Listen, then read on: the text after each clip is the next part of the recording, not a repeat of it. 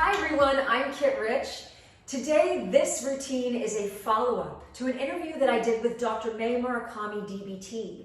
I don't know if you saw the interview. It was extremely interesting. She specializes in pelvic floor dysfunction. And so in that interview, we talk about what is the pelvic floor? How do you identify if you have a weak pelvic floor? What are the causes? And what do you do about it, right? In that video, we talk about how to do a KICHGO. She goes into detail. So if you don't know how to do a KICHGO, please watch the video that I have linked below. Why that is so important is, in these exercises that I will be showing you, I do ask you to do a KICHGO during the moves. And so if you don't know how to do it, watch the video. These are 5 gentle exercises. As always, with any routine, especially when it comes to the pelvic floor, please ask your doctor if this is right for you. So, before we move into this tutorial, I'm going to show you what we need, and then I'm going to talk about reps, how many times you should do each exercise, and then I'll show you how to do it. So, what you're going to need are 4 items for this. 1, you need something that is weighted. I have a 5-pound weight here. You can go heavier if you'd like, or you can go lighter, 2-3 pounds. If you don't have a weight, you can grab a heavy book, you can grab a water bottle, whatever works for you. The second thing you'll need is a slider. Now, don't be discouraged if you don't have a slider. If you have a hardwood floor or tile, you can use a sock. Some people use paper towels. And if you don't have hardwood floors or tile and you have carpet or rug, maybe consider using a paper plate. The third item is you would be using an exercise ball, but because I know that most people don't have those small exercise balls, I'm going to be using a pillow today. So I'm going to be folding up this pillow so it looks like an exercise ball. And then the last thing that you'll need is a chair.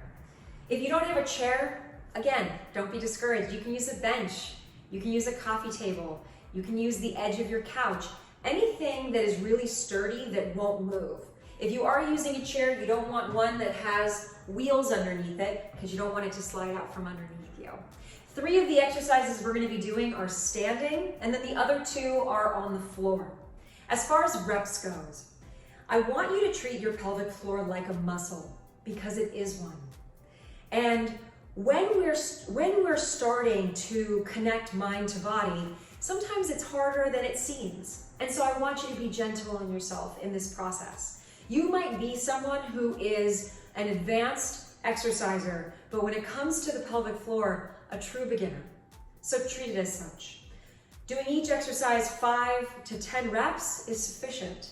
If over time, after practicing, you find that you can do more and more and feel strong, then that's great.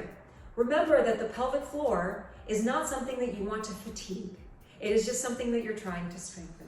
All right, so with that in mind, let's begin the 3 exercises. Again, this is just a tutorial. I'm just going to be showing you how to do it. And then you can turn this video off, go practice it on your own, and if you ever need to come back to this video to remind yourself, I'm here.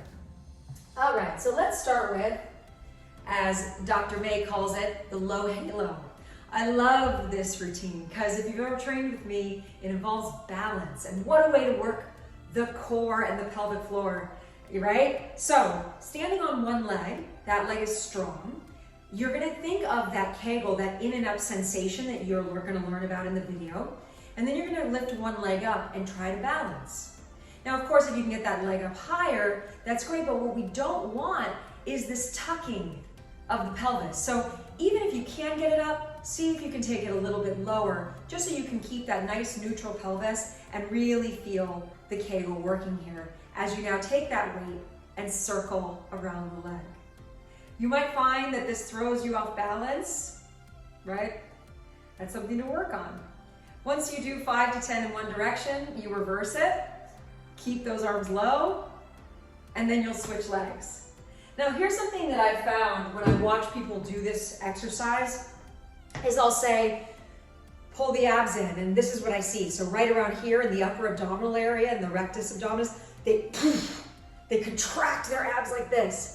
And this is what we don't want, okay? Because when we do that, that's pushing down on the pelvic floor, and we're trying to pull in and up, right? So release through here, find the lift from below, and then perform the exercise. Okay, so that's number one. Number two, grab your slider. Again, if you don't have a slider, you know what to do.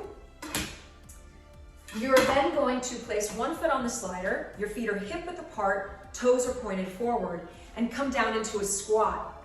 And like any squat, you want to make sure that the knees are not going over the toes, that the energy is back through the heel, and that the chest is up. And just like I said in the last exercise, you want to make sure that you're not contracting through this upper abdominal area, that it's relaxed. That way you can really focus on what's happening in the pelvic floor. Hands are on your hips. On an inhale, you're going to slide the leg out. On an exhale, you're going to drag it back in using your inner thigh and perform a Kegel as you do it. So again, pay attention to that. Inhale as you go out. Exhale as you draw in and up with that Kegel. And practice that. That mind-body connection is tough to get at first, so be patient with yourself. Once you've done 5 to 10 reps, switch to the other side. All right, so that's number two. Number three, again, if you have the exercise ball, you can use that, the small one, but I'm going to use the pillow today. So I fold it up and I'm going to put it between my ankles. He also can go a little bit higher, it can be more in line with the calves. But what you want to feel is that your feet are parallel and that you're squeezing the pillow or the ball. Keeping a neutral spine, so we're not tucking, we're not arching, right? We have this nice neutral spine. And on an exhale, you're going to perform a Kegel as you lift the heels up and squeeze the pillow or the ball. And then drop back down, right? So it's kind of tough because we're working on balance at the same time, which I know a lot of us have to improve upon that. So be easy on yourself. Exhale as you lift, perform the Kegel, pull in and up, squeeze the pillow or the ball, and drop back down. Performing that 5 to 10 times. And if you're feeling like you got it, maybe do 15, up to you. Okay, so the next two exercises, the first one we're going to use the chair, and then the last one we're just on the floor.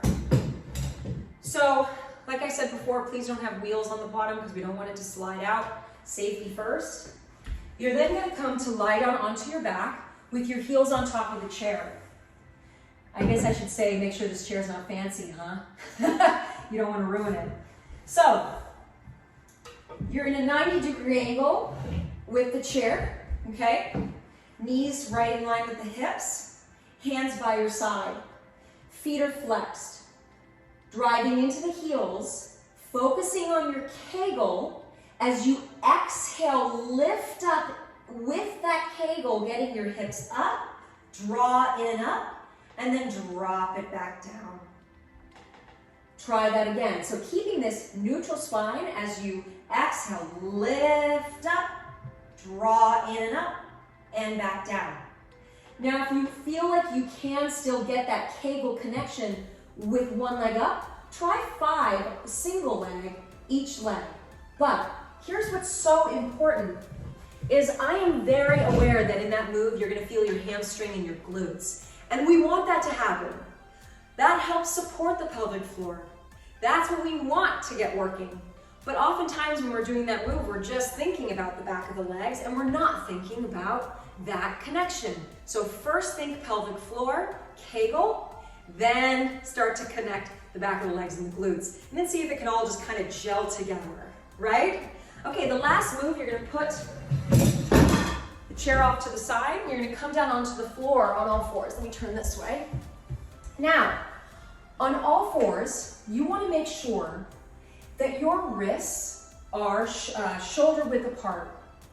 You also wanna make sure that your shoulders are right over your wrists. Oftentimes when we do these moves, our bodies are just back a little bit or a little too far forward. And we wanna be right, connected, in alignment. Your knees are hip width apart. And if you're not familiar with hip width, take 2 fists, put them together, and then place it right in between your knees. Hug your hands a little bit, and that's about hip width. The knees are directly underneath the hips, and then you're gonna have a neutral spine. So neutral spine, we wanna make sure that we're avoiding tucking. We wanna make sure that we're avoiding the arch. That puts pressure onto the lower back, and it's very hard to engage the lower abs that way. So we want to find this neutrality. Picturing yourself like a table, a nice flat table where you can feel just this gentle work happening in the lower abs to pull up. From there, you're going to start with just one arm at a time. Without shifting the body at all, on an exhale, you're going to extend one arm. Stay looking down at the floor, plug your shoulder blades down your back, and see if at the same time that you're extending the arm that you can perform a KICHGO. And then drop it back down. And then you alternate. You go for a nice big exhale as you perform the KICHGO, as you lift up and down. Now, if you feel a little bit more like you want to take this up a notch, this is where you can go into the full bird dog, where you extend one arm and then the opposite leg going back. Lengthening, performing the KICHGO, and dropping down. Alternating each side, going anywhere from this one you can do, I would say 3 times each side would be sufficient. And then if you feel you can do more, give it a shot. So those are the 5 exercises. I want to thank Dr. Mae for providing these exercises for all of you. She's just such a wonderful woman that has dedicated her life to helping people. And if you want to know more about her, I've linked her info below. If you liked this video, if it helped you in any way, please subscribe, please tell your friends, pass this along. My name is Kit Rich, and thank you so much for joining me. Have a great day.